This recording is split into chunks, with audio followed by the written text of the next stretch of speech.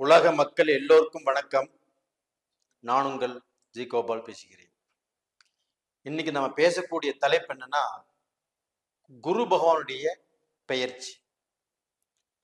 அப்ப இந்த குரு பகவானுடைய பெயர்ச்சி எப்ப நடக்குதுன்னா, மே மாசம் 1ஆம் தேதி பெயர்ச்சி ஆரம்பிக்கும். அப்ப அந்த மே மாசம் 1ஆம் தேதி பெயர்ச்சி ஆகி மேசத்திலிருந்து ரிஷபத்துக்கு அந்த குரு பகவான் பெயர்ச்சியை வர்றாங்க. அப்ப அந்த ரிஷபத்துக்கு பெயர்ச்சி வரக்கூடிய குரு பகவான் துலாம் ராசிக்காரங்களுக்கு எப்படி இருக்கும்? துலாம் ராசியில இதற்கு முன்னதாக 7ஆம் இடத்துல குரு இருந்தாங்க. அந்த 7ஆம் இடத்துல குரு இருப்பது நல்லது தானே, நல்ல பலன்கள் கொடுக்கணும் இல்லையா? அதன் மூலியமாக நம்ம வளரணும் இல்லையா, வளர்ச்சி அடையணும் இல்லையா? கண்டிப்பாக ஒருத்தருக்கு 7ஆம் இடத்தில் குரு வந்தால் அது 7ஆம் பார்வையாக தன்னுடைய ராசியை பார்க்கும். அப்படி பார்க்கக்கூடிய பட்சத்தில் அந்த ராசிக்காரங்களாகப்பட்டது வளர்ந்து நல்ல செல்வாக்கா செழிப்பா இருப்பாங்க. ஆனா துலாம் ராசிக்காரர்களை பொறுத்த வரைக்கும் அந்த 7ல் இருந்த குரு பகவான் ஆகப்பட்டது ராகுவுடைய பிடியில் இருந்தாங்க. அப்ப அந்த ராகுவுடைய பிடியில் இருக்கும்போது அந்த குரு பகவானுடைய பலன் கண்டிப்பா கிடைக்கல. அப்ப கொஞ்ச காலம் ஆகப்பட்டது வக்ர கதியில் இருந்தாங்க, அதுவும் திருப்தியாக இல்லை. அப்ப டோட்டலா அந்த 7ஆம் இடத்துல இருந்து நல்லதை செய்ய வேண்டிய குரு பகவான் இவங்களுக்கு பார்க்க போனா கிட்டத்தட்ட 8-9 மாச காலங்கள் ஆகப்பட்டது நல்லது செய்யறதுக்கு வாய்ப்பே இல்லை. அப்ப லாஸ்ட் 2 மாசம் மட்டும்தான் நல்லது செஞ்சிருப்பாங்க. இப்ப அப்படிப்பட்ட குரு பகவான் ஆகப்பட்டது இப்ப பெயர்ச்சியாகி துலாம் ராசிக்காரங்களுக்கு 8ஆம் இடத்துல பெயர்ச்சி ஆகுது. அப்ப 8ஆம் இடத்துல பயிற்சி ஆகுது. நம்மளுக்கு அந்த குரு பலன் இல்லையா? நம்ம வாழ்க்கையில எல்லாமே நம்மளுக்கு செய்யக்கூடிய விஷயங்கள் எல்லாமே தடுங்கலாகுமா? நாம நல்ல நிலைமைக்கு வரமாட்டோமா? இப்படிங்கிற குழப்பத்தோட நிறைய பேர் இருக்கிறீங்க. துலாம் ராசிக்காரங்களே, நீங்கள் பயப்பட தேவையில்லை. அந்த துலாம் ராசிக்கு 8ஆம் இடத்துல குரு பகவான் பெயர்ச்சி ஆனாலும் அது பார்க்கக்கூடிய இடமாகப்பட்டது 12ஆம் இடம், உங்களுடைய ராசிக்கு 2ஆம் இடம், 4ஆம் இடத்தை பார்க்குது. அப்ப அந்த குரு 12ஆம் இடத்தை பார்க்கிறாருன்னா அந்த 12ஆம் இடத்துல உங்க ராசிக்கு 12ஆம் இடத்துல கேது பகவான் இருக்கிறாங்க. அப்ப அந்த கேது பகவானை குரு பார்க்கறதுனால கண்டிப்பாக அந்த கேதுவால் வரக்கூடிய இன்னல்கள், கஷ்டங்கள், நம்மளுக்கு பார்க்க போனா வரக்கூடிய தடைகள், அந்த கேது பகவான் 12ல இருந்து நம்மளுக்கு விரைய செலவுகளை கொடுத்தாரு, பல தடைகளை கொடுத்தாரு. அந்த தடைகளை போக்கும். அதே சமயத்துல இந்த குரு பகவான் 12ஆம் இடத்தை பார்க்கிறாருன்னா அயன சயன போகஸ்தானம். அப்ப நம்ம குடும்ப வாழ்க்கையில் இருக்கக்கூடிய சிக்கல்கள் கண்டிப்பாக தீரும். கணவனும் மனைவியும் சந்தோஷமாக தாம்பத்திய வாழ்க்கையில் திருப்தியாக ஒரு மன நிம்மதியோடு வாழுவாங்க. இது மட்டும் இல்ல, துலாம் ராசிக்காரங்க வெளிநாடு போய் சம்பாதிக்கணும் அப்படின்னு கடந்த காலங்களில் திட்டம் போட்டு அவங்களுக்கு சரியா வரல. சினி ஃபீல்டுல சம்பாதிக்கணும், அதே சமயத்துல ஒரு கேமராமேன், ஒரு எழுத்தாளர், ஒரு பாட்டு பாடுறவங்க, ஒரு படம் தயாரிப்பாளர், இவங்க எல்லாருமே துலாம் ராசியில பிறந்தவங்களை தான் அதிகமா இருப்பாங்க. இப்ப அவங்க எல்லாருமே அவங்கவுங்க டிபார்ட்மெண்ட்ல அவங்க வளர்ச்சி அடையணும்னு ஆசைப்பட்டு இன்னைக்கு வரைக்கும் வளர்ச்சி அடையாமல் குழப்பத்துல, கஷ்டத்துல, இது நடக்குமா நடக்காதா, இந்த படம் ரிலீஸ் ஆகுமா ரிலீஸ் ஆகாதா, இந்த படத்துல இவ்வளவு பணம் போட்டுக்கிறோம், நம்ம எடுக்க முடியுமா எடுக்க முடியாதா, இப்படிங்கிற குழப்பத்தில் இருக்கிறீங்க. நீங்க கண்டிப்பாக இந்த வருடத்தில் இந்த துலாம் ராசிக்காரங்களாகப்பட்டது 8ஆம் இடத்துல குரு வந்தாலும் கவலைப்பட வேண்டாம். 12ஆம் இடத்தை பார்க்கறாங்க அந்த குரு பகவான்.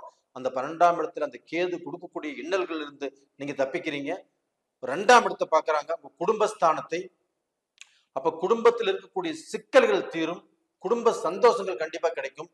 நம்ம எங்கேயாவது வெளியில ஒரு பிசினஸ்க்கோ நம்ம வேலை விஷயமாவோ போயிட்டு வர்றோம், வீட்டுக்கு வந்தா அந்த மனைவியுடைய அந்த வரவேற்பு, அந்த இன்முகத்தோடு இருந்தா தான் நமக்கு சந்தோஷம் இருக்கும். அப்ப வீட்டுக்கு வந்தா மனைவி நம்ம கூட பேசாம, நீங்கள் மனைவி பேசிக்காம ஆளுக்கு ஒரு ரூம்ல இருந்தா நல்லா இருக்குமா? நல்லா இருக்காது. அப்ப அந்த பிரச்சனைகள் ஆப்பட்டது தீர்ந்து கணவனும் மனைவியும் சந்தோஷமாக வாழக்கூடிய வாய்ப்பை இந்த காலகட்டத்துல உருவாக்கும். இது மட்டும் இல்லைங்க, உங்களுக்கு அந்த 4ஆம் இடத்தை குரு பார்க்கறாங்க. அப்ப அந்த 4ஆம் இடத்தை குரு பார்க்கும்போது, அந்த 4ஆம் இடம் என்பது என்ன? சனி பகவானுடைய வீடு. அந்த 4ஆம் இடம் என்பது என்னன்னா சொத்து சம்பந்தப்பட்டது, பூமி சம்பந்தப்பட்டது. அப்ப அந்த பூமி சம்பந்தப்பட்ட விஷயங்கள், அந்த பூமி சேர்க்கை, அப்ப நீங்க சொத்து வாங்கக்கூடிய அளவுக்கு வாய்ப்புகள், அந்த சொத்துல இருக்கக்கூடிய பிரச்சனைகள் தீர்வதற்குண்டான வாய்ப்புகள் கண்டிப்பாக உங்களுக்கு ஏதாவது சொத்து இந்த பீரியட்ல அமைஞ்சு தீரும். 4ஆம் இடத்தை குரு பார்க்கறதுனால கண்டிப்பாக உங்களுக்கு வாழ்க்கையில புதிய வண்டி வாகனங்கள், நீங்க பழைய வண்டி கொடுத்துட்டு புது வண்டியா எடுத்துக்கலாம். இது மாதிரி விஷயங்கள்லாம் கண்டிப்பா நடக்கும். அப்ப டோட்டலா பாத்தீங்கன்னா சொத்து வாங்குவீங்க, பூமி வாங்குவீங்க, ஒரு இடத்தை வித்துட்டு வேற இடம் வாங்குவீங்க. அப்ப இதனால் விற்க முடியாத இடமாக இருந்தா கூட இந்த பீரியட்ல விற்க முடியும், வித்து கடனை கட்ட முடியும், உங்களுடைய கஷ்டத்திலிருந்து நீங்க வெளியில வர முடியும். கண்டிப்பாக இது நடக்கும். இது போக உங்களுடைய ராசிக்கு 6ஆம் இடத்துல ராகு பகவான் இருக்கிறாங்க. இப்ப இந்த 6ஆம் இடத்துல இருக்கக்கூடிய ராகு பகவான் ஆகப்பட்டது உங்களுக்கு திடீர் அதிர்ஷ்டத்தை கொடுக்கும். அப்ப திடீர் அதிர்ஷ்டம் என்னன்னா உங்களுக்கு பார்க்கணும் திடீர் பணம், திடீர் முன்னேற்றம். அப்போ எதிர்பாராத வகையில நம்மளுக்கு முன்னேற்றங்கள் கண்டிப்பாக கிடைக்கும். பல லட்சங்கள், பல கோடிகளை சம்பாதிக்கக்கூடிய வாய்ப்பை அந்த ராகு பகவான் கொடுப்பாரு.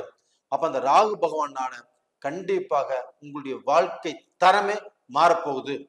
அப்ப அந்த வாழ்க்கை தரம் மாறி நீங்க செல்வந்தராக வளர்ந்து இடம், பூமி, காரு, பங்களா அப்படின்னு பார்க்க போனா நீங்க எல்லாத்தையுமே வாங்கி அனுபவிக்க போறீங்க.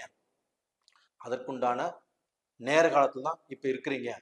தயவு செய்து எந்த ரூபத்திலையும் துலாம் ராசிக்காரங்க பயந்துக்க வேண்டிய அவசியம் தேவையில்லை. அது போக துலாம் ராசிக்காரங்களுக்கு 5ஆம் இடத்துல சனி பகவான். அப்ப இந்த சனி பகவான் ஆப்பட்டது உங்களுக்கு எந்த ரூபத்திலையும் உங்களுடைய வாழ்வாதாரத்தை கண்டிப்பா கெடுக்க மாட்டாங்க. அப்ப அந்த சனி பகவான் உங்களுக்கு துணையாக இருந்து அந்த துலாம் ராசிக்காரங்களுக்கு நட்பு கிரகமான சனி பகவான் ஆட்சியாக இருப்பது யோகம். அப்ப அந்த யோகத்தின் அடிப்படையில அந்த சனி பகவான் 5ஆம் இடத்துல இருந்து உங்களுக்கு தொழில் விஷயத்துல நல்ல திருப்தியை கொடுக்கும். ஒரு தொழிலை ஆரம்பிக்கிறதுக்கு சாதகமாக இருக்கும். உங்களுக்கு வேலையாட்கள் நிற்பதுல, வேலையாட்கள் உங்களுக்கு பார்க்க போனா நல்லபடியாக வேலை செஞ்சு கொடுக்கறதுல ஒரு ஆதரவு கொடுக்கும். அப்ப இது மாதிரி ஆதரவாகப்பட்டது சனி பகவானால கண்டிப்பாக கிடைக்கும். அப்ப துலாம் ராசியில பிறந்தவங்களாகப்பட்டது எந்த ரூபத்திலையும் நீங்க தோத்து போக மாட்டீங்க.